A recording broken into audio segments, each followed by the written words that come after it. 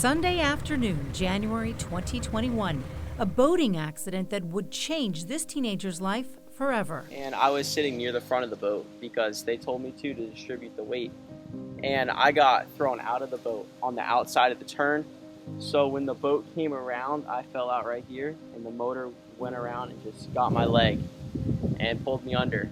Hudson knew he was badly injured. Your mind just goes into survival mode, and you just gotta get through it. Once he got back on the boat, he knew he needed a tourniquet.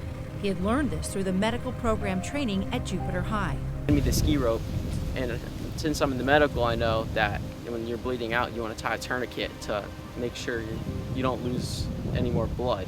And thankfully, Hudson was not far from the dock of a family friend. Everyone around me was helping me, but I knew if I didn't take it in my own responsibility, that I might not have made it if I didn't really try and save myself. When firefighter-paramedics arrived at the dock, they knew they had to move fast. I was already looking to see where I was going to apply the tourniquet, and I noticed that there was an orange and a black rope already tied up high and tight, which that's what they always teach us, obviously goes high. And he goes, oh, I tied it there myself. And I was like, well, you did a great job.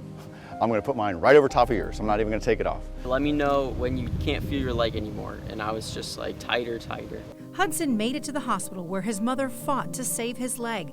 His recovery so far has been 15 months long. And I had to actually grow back part of my tibia. So I had this big fixator on my leg for about almost close to a year. And they grew back my bone and then lengthened my whole leg. Rehabilitation, 26 surgeries, one more to go.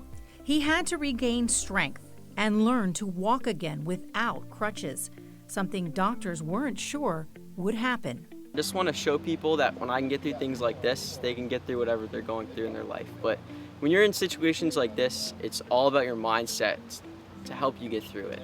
Lieutenant Austin Newquist not only helped save Hudson that day on the dock, but he also kept in touch with him. Hudson, you are the most responsible, at the time, 14-year-old kid that I've ever met. Like, completely composed. The information that you could give to me to help me do my job better was leaps and bounds above any patient that I've ever had, and that truly is impressive. So thank you so much.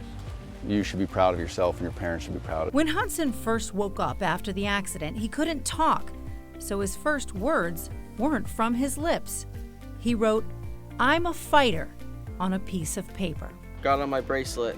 I wear it every day. I'm a fighter.